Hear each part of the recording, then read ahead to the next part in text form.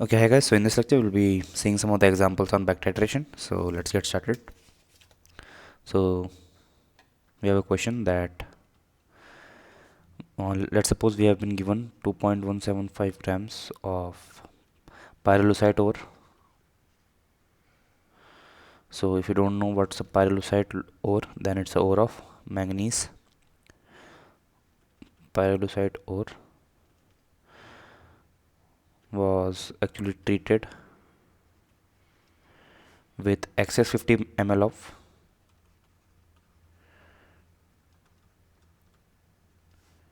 50 ml of 0.5 m oxalic acid. Okay, and the oxalic acid left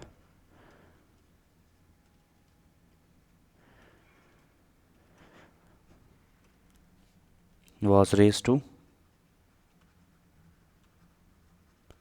250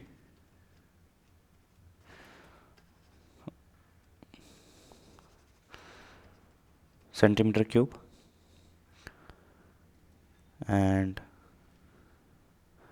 in a flash means it was quickly done so as no other reaction took place with the other environment variables. And 25 ml of this solution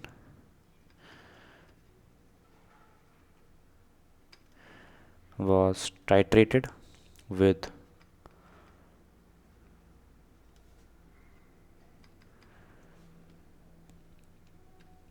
0.1 N KMnO4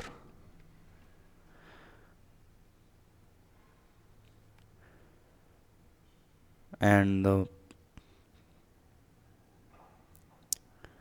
the volume of KMnO4 required was titrated with 0.1 N KMnO4 30 ml solution. Okay, so you have to find out the percentage of MnO2, which is nothing but the pyrolusite ore.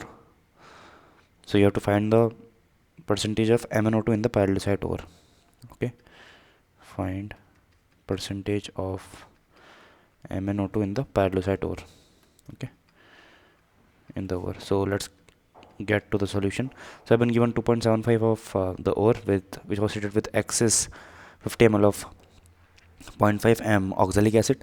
The leftover was raised to 25 ml. So cubic centimeter is nothing but ml, and 25 ml of this solution was titrated with this equivalents of KMnO4. So at titration, you can say that milli equivalent of oxalic acid that actually reacted with the KMnO4, milli equivalent of oxalic acid left from the origin solution, which and 25 ml of this leftover solution before it was raised to 250 milliliter was used.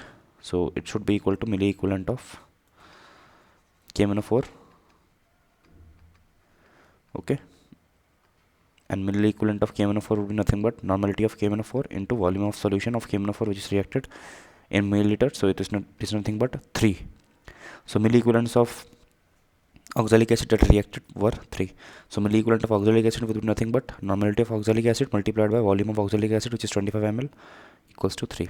So normality of the oxalic acid or the leftover oxalic acid would be 3 over 25.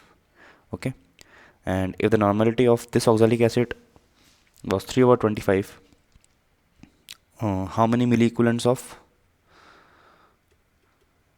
oxalic acid would be there when it was raised to 250 ml? So it would be nothing but normality into volume in ml. Volume in ml will be 250. So this is nothing but 30 milli equivalents were there of the leftover oxalic acid in 250 milliliter. Okay, so we can say that the original milli equivalents would be of oxalic acid would be normality into n factor, initial normality, rather molarity into n factor into volume in ml. Okay, so I'm not writing ml here, it is but understood. So molarity would be 0.5, n factor of oxalic acid would be 2. Okay, and volume of solution initially reacted was 50. So milliequivalents of oxalic acid of original oxalic acid was 50, and we had an assumption that from the previous lecture that in back titration we are assuming until unless specified n factor of oxalic acid does not change. So with this we can actually equate the number of equivalents. So original number of milliequivalents of oxalic acid were 50 and 30 were remained over. Okay, so 20 milliequivalents of oxalic acid actually reacted with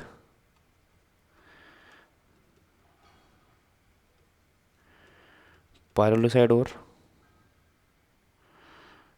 Okay, so milliequivalents of MnO2 reacted,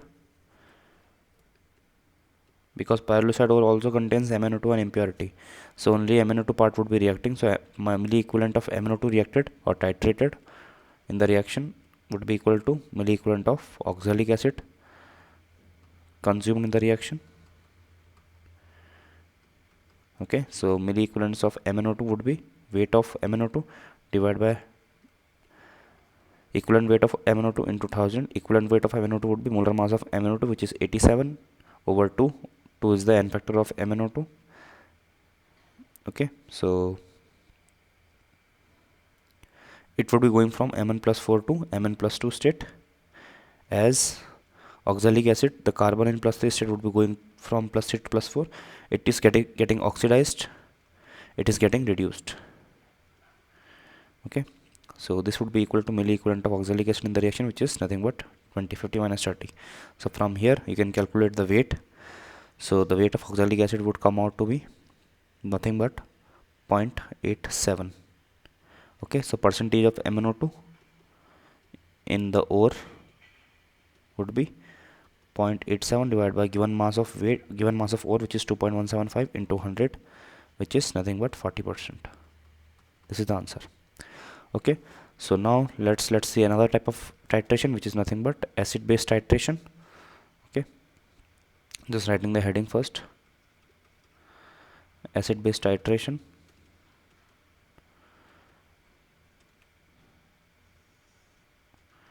Okay, so suppose we have a beaker, and in this beaker we have HCl aqueous solution, and we are pouring NaOH aqueous solution onto the beaker or onto the HCl solution. So at equivalent point what will happen, rather at equivalence point what will happen, we will get that milliequivalents of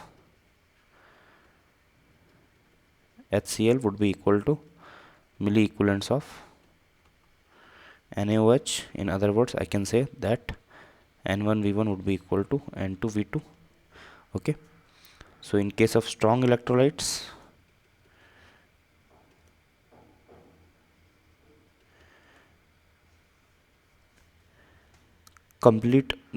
strong electrolytes means the electrolytes which completely dissociate into ions.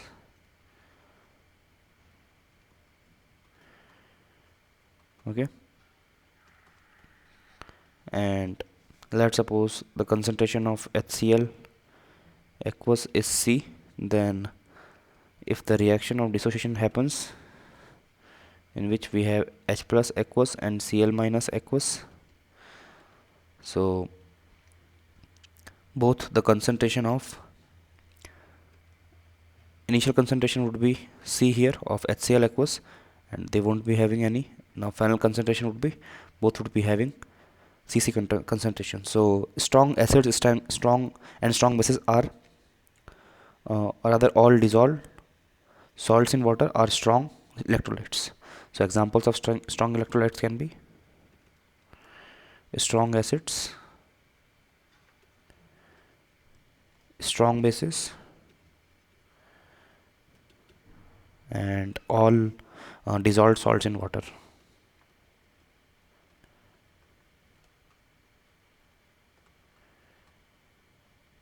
Okay, so these are all strong electrolytes. So even for NaOH I can write the same equation, that NaOH aqueous, initially it may have full C concentration, but after the dissociation Na plus and OH minus, finally it would have Cc concentration here. Let's say it was C2 concentration. Okay, now what are weak electrolytes? Weak electrolytes are nothing but partially or incomplete ionized solutions, or electrolytes which convert partially into ions.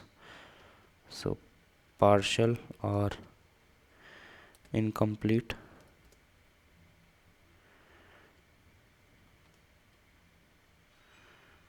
conversion of electrolyte into ions.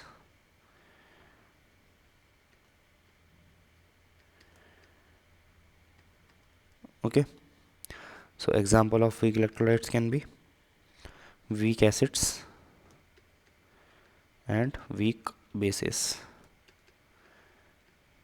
Okay, so for example, if we have CH3COOH aqueous, which with concentration, let's suppose C, then on dissociation what will happen is, on dissociation this will convert into, partial conversion will take place, in which still at equilibrium, let's suppose it was X, they weren't present in any concentration, and at equilibrium X amount of CH3COOH get dissolved into ions, with still remaining this concentration with itself at equilibrium point. Still we have concentration of CH3COOH and concentration of its dissociated ions. So with this we come to the end of this lecture. We'll be continuing on the same in the next lecture as well.